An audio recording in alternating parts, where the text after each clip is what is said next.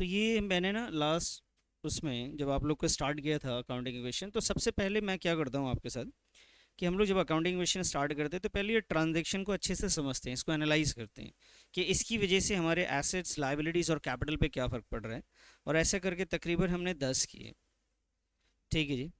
और 10 के बाद ये कुछ आपको 11 और 12, ये दो और आपको बढ़ाने हैं अपने इस लिस्ट में, जिनके पास ये नहीं है तो ये अभी बढ़ाएंगे और लिख लीजिए फटाफट, फिर मैं और आगे बढ़ूँ, कुछ ट्रांजैक्शन और बताऊंगा, उसके बाद आगे बढ़ेंगे। तो 11 वाली ट्रांजैक्शन को आप ध्यान से देखेंगे तो 11 वाले में लिखा हुआ है कि paid to creditor 1000 in full settlement. कि सर हमने ना क्रेडिटर्स को पे किया है, जिन्होंने लिख रखा है उनको लिखने की ज़रूरत नहीं, नहीं लिखा है वो लिखेंगे। 11 12 सब लोगों ने नहीं लिखा होगा, अलग से कहीं और पे लिखना चाहें वहाँ भी लिख सकते हैं। अभी और भी ट्रांजैक्शन इसमें बढ़ाऊंगा मैं।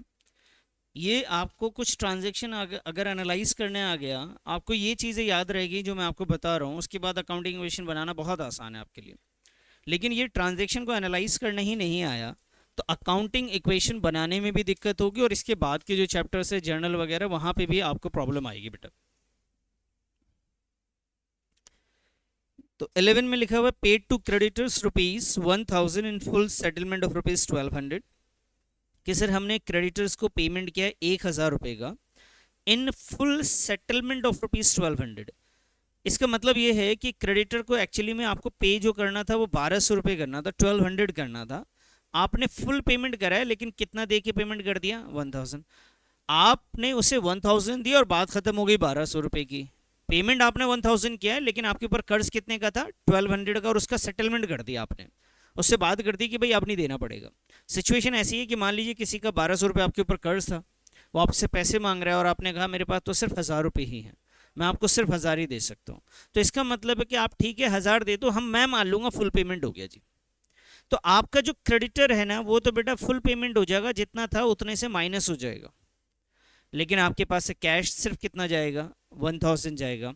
और ऐसा करने से आपको प्रॉफिट हो रहा है, कितने का प्रॉफिट हो रहा है? 200 का। तो वो कैपिटल में आप इसको ऐड कर देंगे।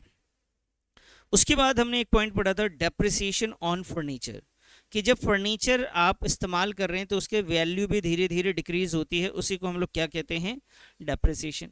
अच्छा, किसी भी चीज़ की वैल्यू अगर डिक्रीज हो रही है, जैसे मान लीजिए मैंने मोबाइल खरीदा और उसकी वैल्यू धीरे धीरे कम हो रही है, तो वैल्यू डिक्रीज होने का क्या ये मतलब है कि मेरे पॉकेट से पैसे जा रहे हैं? नहीं ना, नुकसान हो रहा है। मैं एसी खरीद के लाया, इस्तेमाल कर रहा हूँ, 3 महीने 4 महीने में उसकी वैल्यू धीरे धीरे कम हो गई, नुकसान ज़रूर हो रहा है, लेकिन उसके पास पॉकेट से पैसे तो नहीं जा रहे ना। तो ये इस बात का ख्याल रखेंगे कि डेप्रिसिएशन में कैश पे कोई इफेक्ट नहीं होता है। हाँ, फर्नीचर, आपकी जो फर्नीचर है उसकी वैल्यू ज़रूर कम हो जाएगी, और ये नुकसान हुआ है तो आपका कैपिटल भी साथ में क्या होगा बेटा? वो भी कम हो जाएगा। फर्नीचर आप किस कैटेगरी में लिखते हैं? जाकर एसेट्स में। और कैपिटल को किस कैटेगरी में लिखते हैं? कैपिटल में ही लिखते हैं। चलिए जी, 12 के बाद आ जाइए 13।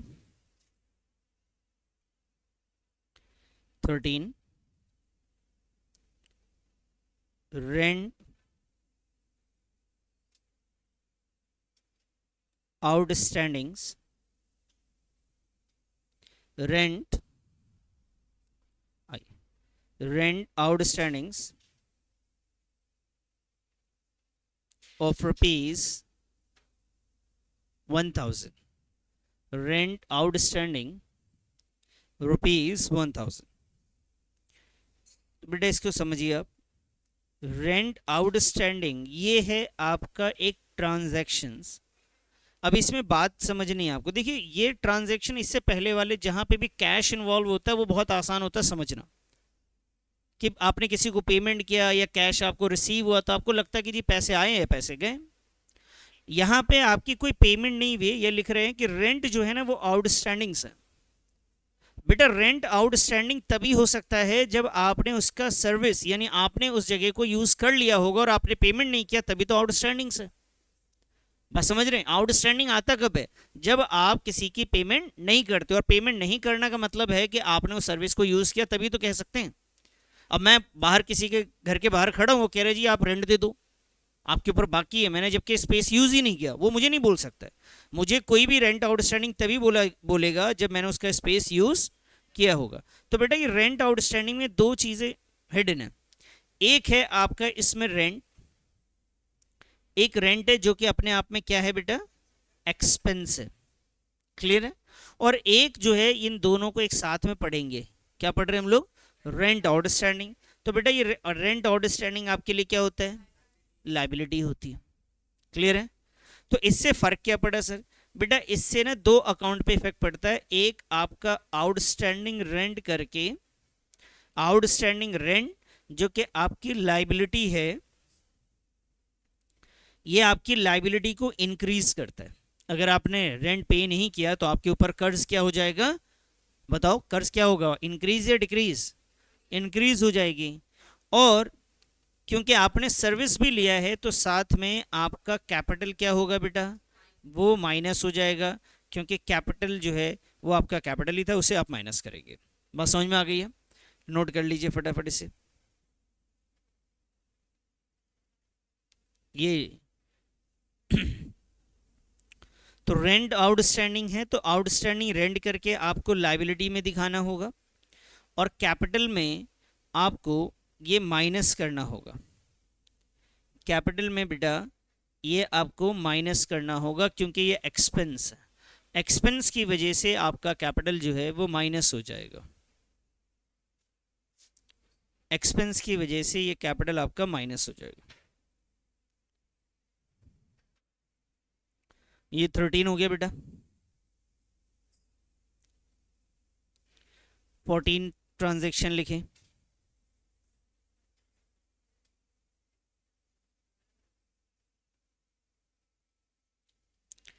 एक्रूड इनकम या एक्रूड इंटरेस्ट कभी आपको ट्रांजैक्शन में दिखेगा,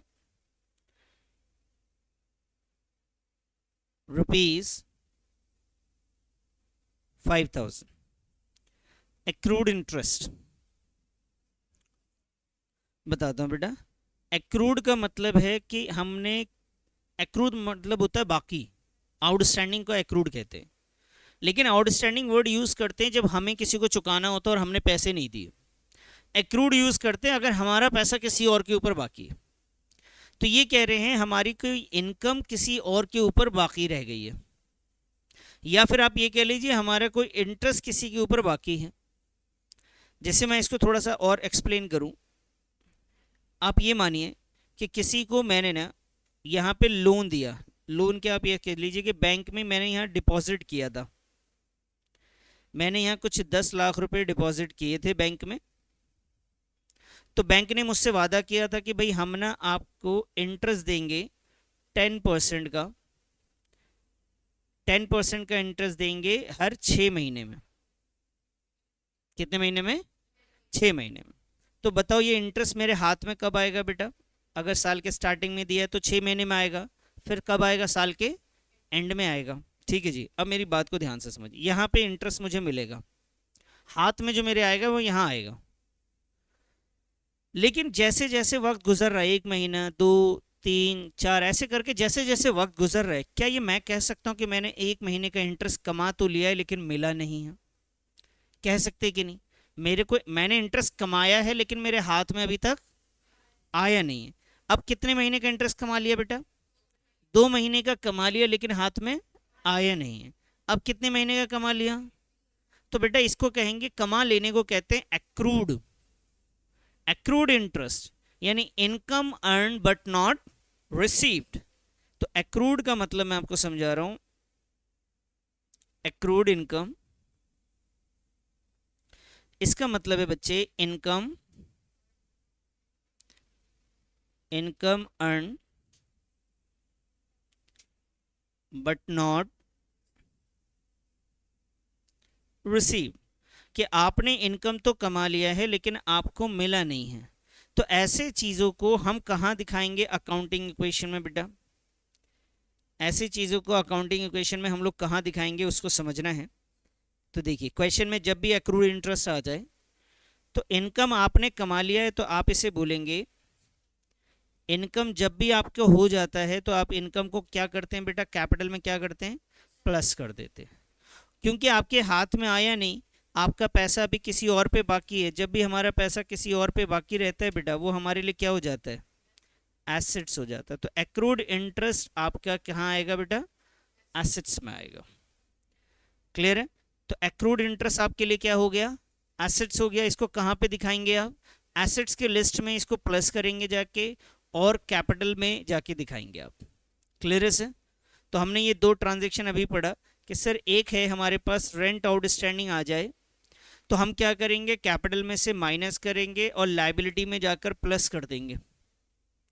और अगर एक्रूड इनकम आ जाता है या एक्रूड इंटरेस्ट आ जाता है तो बेटा हम कैपिटल में जाकर प्लस करेंगे और एक्रूड इंटरेस्ट में भी जाके प्लस करेंगे, लेकिन कहाँ पे जाएंगे वो, हम एसेट्स में जाएंगे। हाँ बेटा ये मीनिंग को समझना है वापस से। रेंट आउटस्टैंडिंग हमें पैसे चुकाने हैं तो लाइबिलिटी है, तो लाइबिलिटी में प्लस होगा, और रेंट आपने सर्विस ले लिया था तो कैपिटल से माइनस होगा। एक्रूड इंटरेस्ट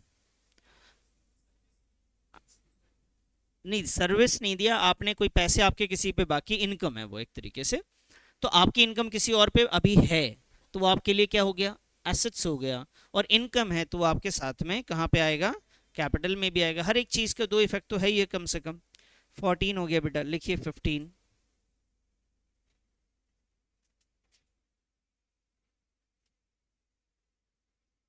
15 लिखिए,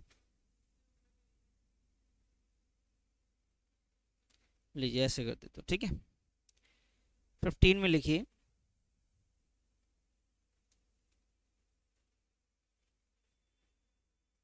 income received in advance, income received in advance 10,000। हम ये मान के चलते कोई इनकम है जो हमें एडवांस में रिसीव हुई है, इनकम रिसीव्ड इन एडवांस ₹10,000। ठीक है जी, चलिए इसका मीनिंग समझिए। इनकम हमें मिल गया लेकिन एडवांस में मिला है। एडवांस इनकम किसे कहते हैं, क्या मैंने अभी सर्विस दी है उसको, क्या मैंने वो सामान बेचा, अगर बेचना भी था सर्विस देना है तो क्या सर्विस दिया मैंने, अगर दिया होता तो फिर वो एडवांस नहीं होता बेटा। तो आपको एडवांस में मिला है और वो कितना मिला है आपको, तो ध्यान से समझिएगा। बाबू आपके पास कैश आ गया 10,000, ये बात सही है। अब बताइए क्या ये आपकी इनकम है या नहीं है, पहले ये डिसाइड कीजिए। पैसा तो आया, क्या आपके लिए इनकम है या नहीं है, क्या आपने काम किया अभी तक, तो फिर इनकम कैसा। भाई आपने रिक्शे वाले को बैठते ही 100 रुपये दिए, बोला कि भाई साहब कहीं जाना है, अब उसने बोला 100 आ गया, अब सवारी को उतार दो, ऐसा पॉसिबल है। वो कब हो सकता है, जब वो अपने सर्विस कंप्लीट कर ले तब उसका 100 रुपये होगा ना, अभी तो काम किया ही नहीं उसने। या आपने किसी को दिया, बोला कि भाई कल आके ये काम कर जाना, तो क्या ये उसकी इनकम हो गई, उसकी इनकम तब होगी जब वो काम को कंप्लीट करेगा। ऐसे ही आपको पैसे मिले तो ये आपके लिए इनकम नहीं है, ये आपके लिए कर्ज है बेटा, ये आपकी लाइबिलिटी है। क्या है ये, तो एडवांस इनकम हमेशा लाइबिलिटी होती है। एडवांस इनकम क्या होता है बेटा, लाइबिलिटी होती है। ये आपकी लाइबिलिटी में 10,000 आएगा एडवांस इनकम के नाम से, और कैश आपके एसेट्स में आएगा। जी बच्ची पूछे ना।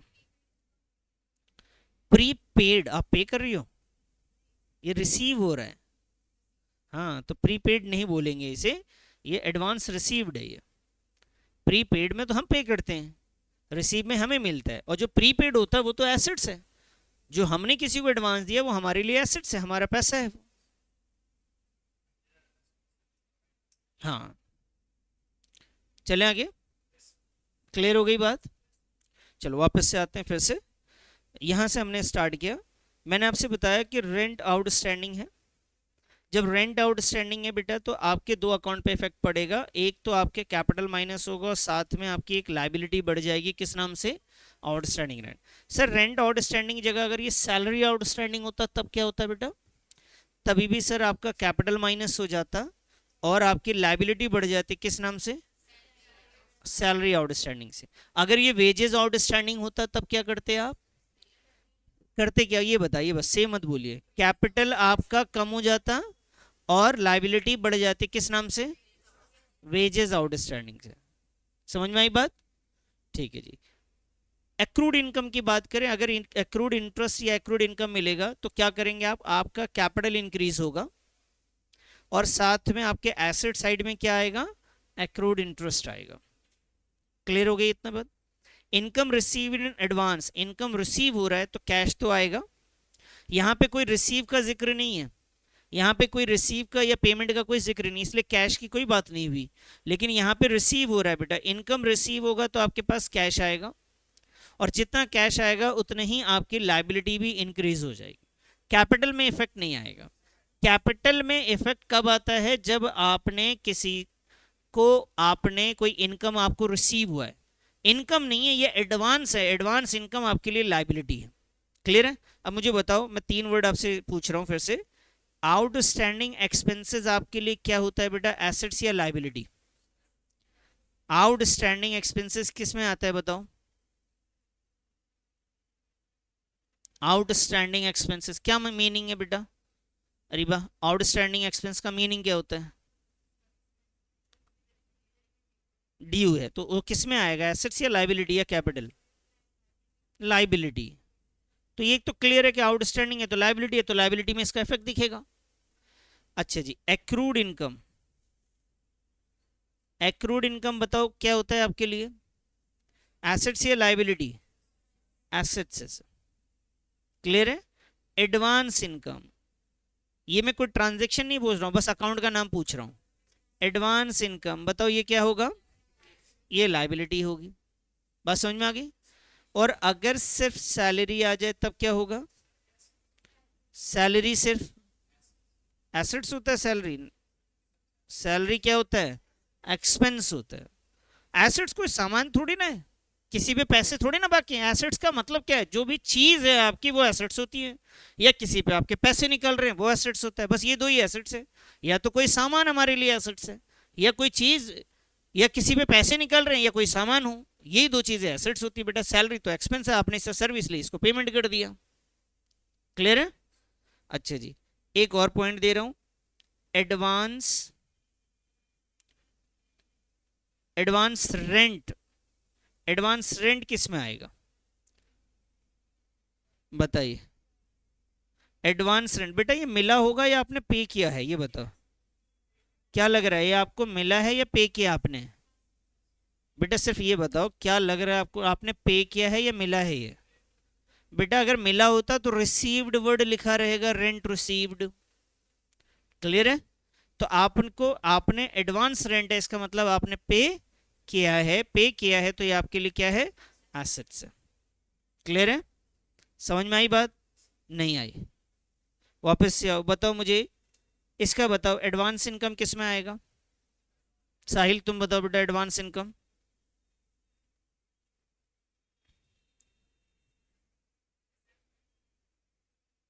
एसेट्स किसे कहते हैं? एसेट्स बेटा दो चीजों को कहते हैं, कोई भी सामान जिसपे आपका हक है एसेट्स है, या हमारा पैसा किसी और के ऊपर है वो एसेट्स है बस। क्या ये हमारा पैसा किसी और के ऊपर है क्या? नहीं, हमारे ऊपर है उल्टा किसी और का पैसा। ये हमारे लिए क्या है बताइए, ये लाइबिलिटी है। एक्रूड इनकम हमारे लिए क्या है, ये हमारा पैसा किसी और पे है तो ये एसेट्स है। आउटस्टैंडिंग एक्सपेंसेस क्या है, ये लाइबिलिटी, ये हमें पे करना है, जो हमें पे करना है हमारे ऊपर किसी और का है वो लाइबिलिटी, हमारा पैसा किसी और के ऊपर है तो एसेट्स है। सैलरी क्या है, ये एक्सपेंस है बेटा। एडवांस रेंट क्या है, ये हमारा पैसा किसी और के ऊपर है, हमने पे किया होगा, ये क्या आएगा, एसेट्स आएगा। समझ में आ गई बात?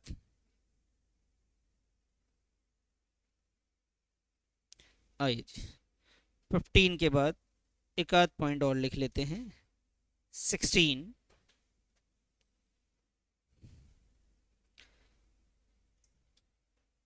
wages paid ₹1000, या ऐसा करो पेड वेजेस लिख लो आप,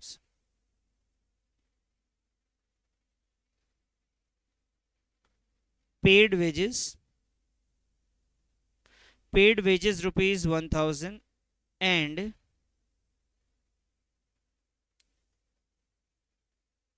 आउटस्टैंडिंग वेजेस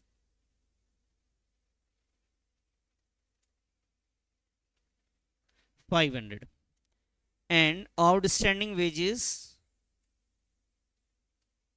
500। इसमें दो ट्रांजैक्शन है, पहला है पेड वेजेस और दूसरा है आउटस्टैंडिंग वेजेस। ये दो अलग अलग चीज है। एक क्या है बेटा, पेड वेजेस, और एक क्या है, आउटस्टैंडिंग वेजेस। जब बात हो रही है पेड वेजेस की तो इसका ना ध्यान से समझना, एक कैश आएगा, क्योंकि वेजेस हमारे लिए क्या होता है, एक्सपेंस है, तो इफेक्ट कहाँ जाएगा बेटा इसका, कैपिटल पे जाएगा। तो कैश कम होगा, कैपिटल भी कम होगा। एक्सपेंस की वजह से हमेशा कैपिटल कम होता है। अच्छा जी, आउटस्टैंडिंग वेजेस में दो बातें हैं। आउटस्टैंडिंग है तो एक तो आउटस्टैंडिंग वेजेस जो है बेटा आपकी लाइबिलिटी में आएगा, कहाँ आएगा, और क्योंकि आउटस्टैंडिंग तभी होगा जब आपने इसका सर्विस लिया होगा। तो आउटस्टैंडिंग में हमेशा क्या होगा, कैपिटल कम होगा और लाइबिलिटी बढ़ेगी, और यहाँ कैश कम होगा और कैपिटल कम होगा। तो इसको अगर मैं मर्ज करके बात करूं क्या इफेक्ट आएगा, तो ध्यान से समझना। पहले आपका कैश जाएगा 1,000 रुपये से, और आपके पास एक लाइबिलिटी बढ़ जाएगी, किस नाम से, आउटस्टैंडिंग वेजेस के नाम से। कितने से बेटा, लाइबिलिटी 500 से। और आपका कैपिटल भी कम होगा। टोटल कितना कम होगा, 1500 से। कितना कम होगा, 1500 से। नोट करिए इसको बेटा।